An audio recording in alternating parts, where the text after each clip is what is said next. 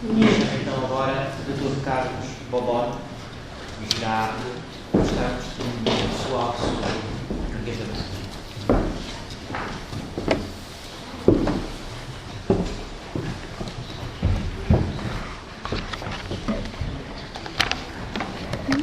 Minhas senhoras e meus senhores, cumprimento a família do Sr. Marquês da Brantes, aqui presente em tão grande número. Cumprimento a direção do Instituto pela ideia que teve de fazer esta homenagem.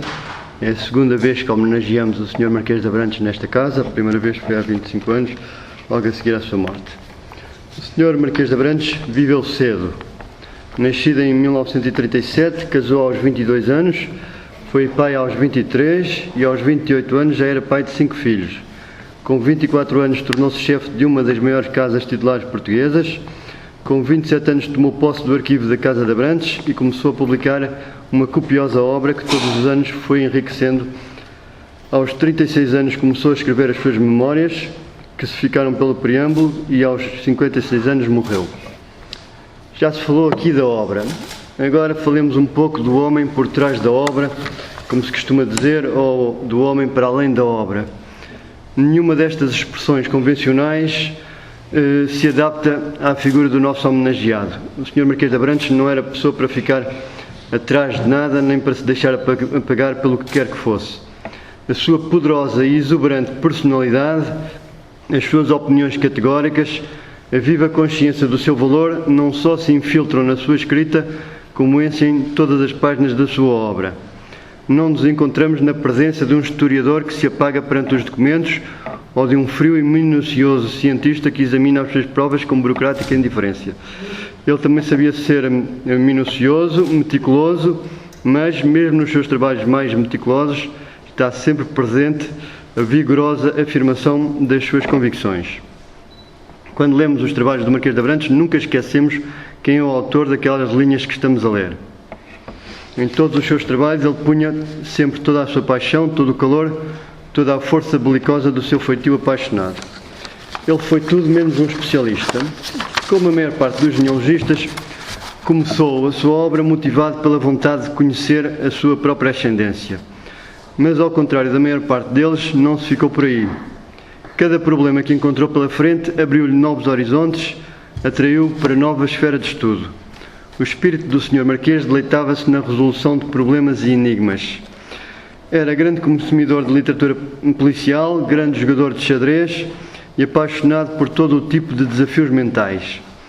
A linguagem hermética da heráldica medieval, tal como a das siglas emblemáticas dos construtores de catedrais, tinham tudo para cativar a sua inteligência. Os obstáculos que se levantam ao genealogista quando recua até à Idade Média e os recursos que se oferecem a quem queira conjugar a informação dos livros de linhagens com os monumentos heráldicos, ainda largamente por estudar, encontraram no Sr. Marquês um espírito singularmente dotado da capacidade de enfrentar tais obstáculos usando os ditos recursos. Desde os primeiros capítulos da Heráldica da Casa da Brantes, o Sr. Marquês mostrou-se um exímio mestre na conjugação dos dados heráldicos e genealógicos e logo deslindou o mistério das ligações entre as armas dos Góis e dos Lemos ou entre as dos Pestanas e dos Silveiras. Na sessão de homenagem que lhe consagramos há 25 anos, o nosso amigo Dr. Francisco Vasconcelos salientou que estávamos a homenagear um dos muito poucos historiadores que veem a história pelo lado das classes dominantes. E aqui acertou num dos pontos-chave da sua personalidade. Enquanto os historiadores profissionais olham com distanciamento de sociólogos todas as barreiras sociais criadas pela sociedade aristocrática, o Sr. Marquês da Brantes era muito sensível a todas as categorias da diferenciação social. Sabia quando é que cada qualificação tinha sido conquistada pelos seus maiores, dava-se conta do muito que representava para uma linhagem ter a alcaidaria de uma terra, o senhorio de outra, ter a chefia de um nome, ter a baronia ou primogenitura de outro, ter títulos com ou sem tratamento de parente, etc.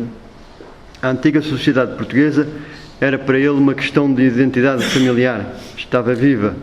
O Sr. Marquês da Brantes sentia os seus antepassados na pele, tomava as suas dores, sentia como suas as vitórias e derrotas averbadas ao longo dos séculos pelas várias linhagens que vieram a constituir a Casa da Brantes.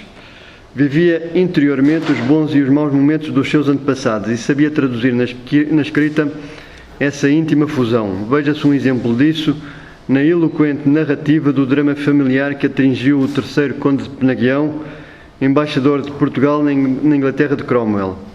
O diplomata português fez-se acompanhar do seu irmão Pantaleão de Sá de Menezes, que foi preso numa rixa de rua provocada por desordeiros ingleses. Julgado num processo iníquo, condenado à morte sem que lhe valesse o parentesco com o embaixador de Portugal, a sua violenta perda deixou o Conde de Penaguião numa dramática situação, obrigado a desempenhar as suas funções diplomáticas junto de um governo que tão duramente arrancara a vida ao seu irmão.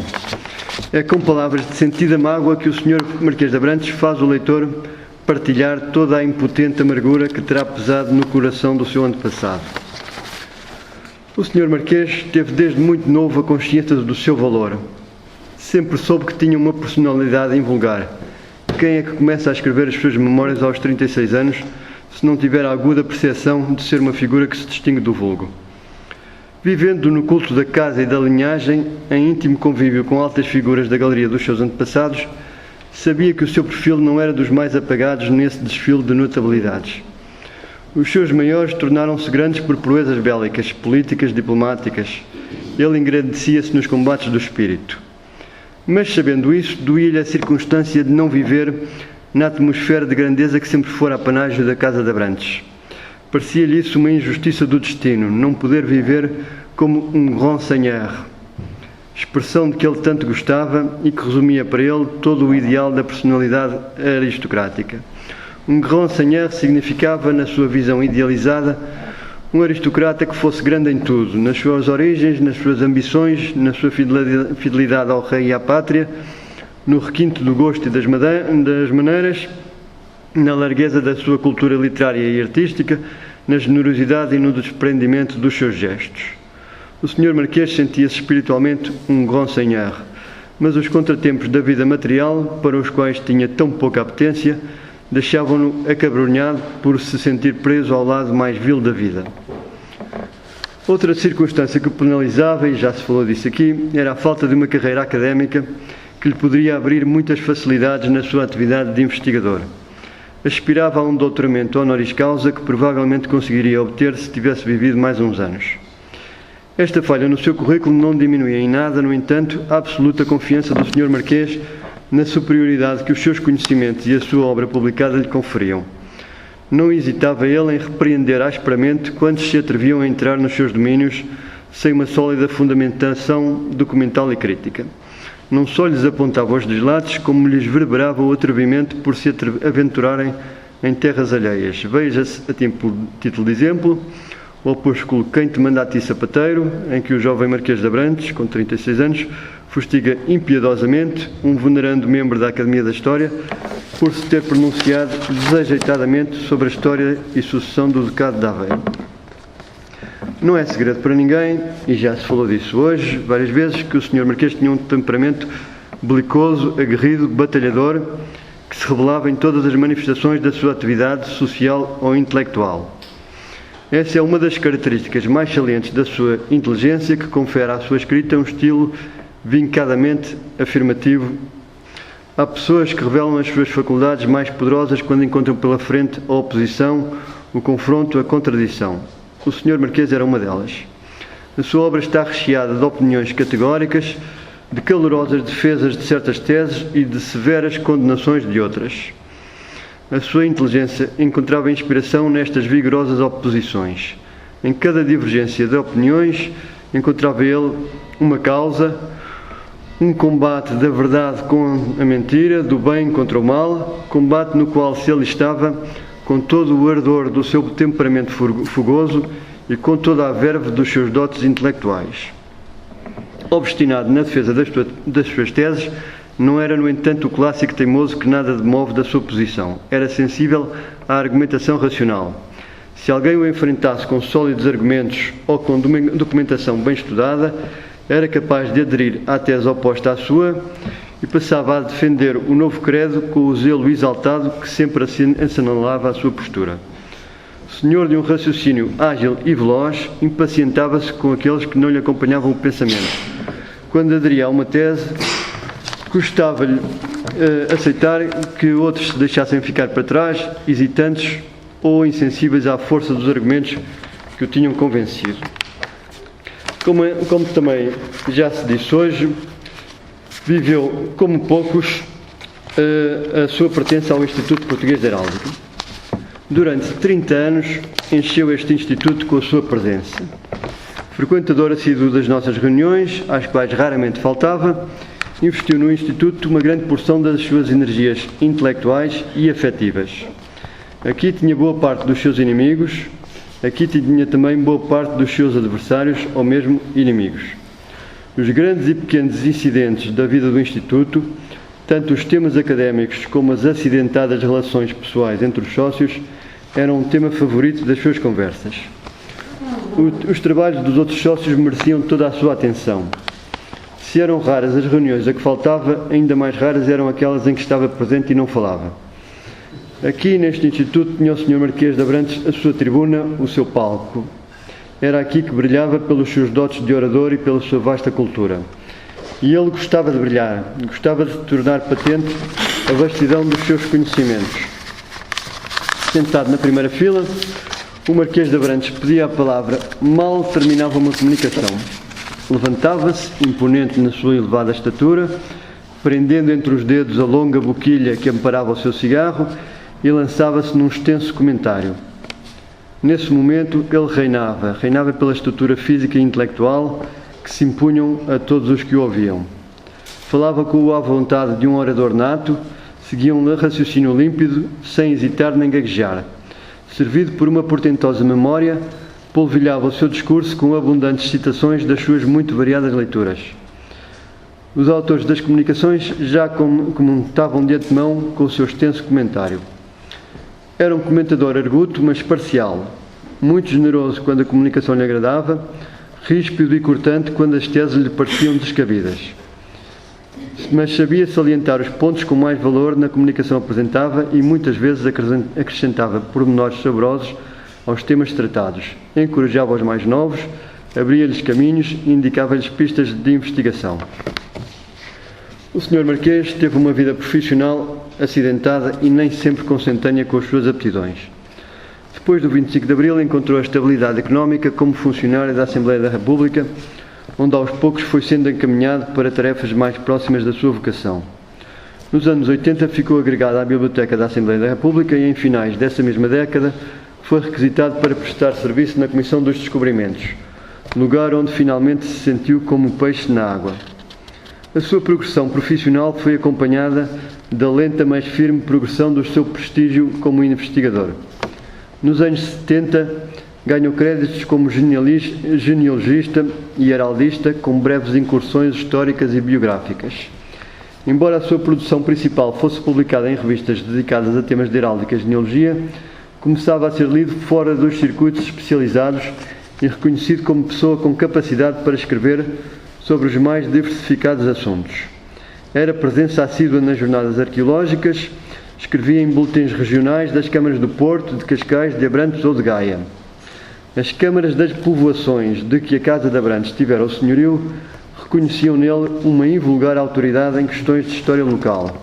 Convidavam-no com frequência a falar e a escrever sobre datas e figuras nas ocasiões solenes que o poder autárquico gosta de assinalar.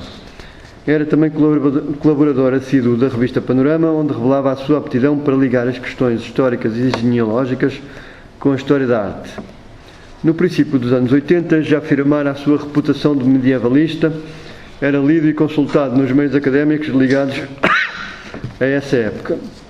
Mantinha uma correspondência regular com o professor José Matoso. Quando publicou o seu livro dos selos, o estudo da heráldica e da geografia medieval portuguesa, o seu prestígio científico recebeu naturalmente um grande impulso. Entre a copiosa correspondência que recebeu por essa ocasião, com felicitações ou sugestões, distinguiu-se uma longa carta do professor José Matoso, com comentários, sugestões, perguntas e aprovações. Por esta época, já o Sr. Marquês de Abrantes tinha conquistado um estatuto especial entre os funcionários da Assembleia da República. Todos sabiam que ele tinha uma carreira de investigador, que era um erudito com extensa obra publicada. Todos o conheciam como o Sr. Dom Luís. e se um visitante perguntasse na portaria pelo Sr. Luís Távora, corrigiam-no suavemente, respondendo: parece que o Sr. Dom Luís passou para cima há pouco tempo, ou vou ver se o Sr. Dom Luís se encontra na biblioteca. Em 1987 foi convidado pela Fundação Gulbenkian a participar num colóquio sobre o Portugal do século XV, que reuniu em Paris a nata dos medievalistas portugueses. Aí teve a ocasião de trocar ideias com grandes nomes da historiografia medieval europeia. Na Comissão dos Descobrimentos veio preencher uma lacuna importante. A Comissão já tinha historiadores que conheciam bem a história técnica e económica da expansão, mas faltava-lhe quem se debruçasse sobre o aspecto social dessa mesma história. Quem eram os descobridores, de onde vinham, em que camadas sociais se apoiavam e até onde ascenderam depois dos seus feitos? Que consequências teve a epopeia dos descobrimentos na pirâmide social portuguesa? De onde vinham os capitães da Índia ou os governadores do Brasil?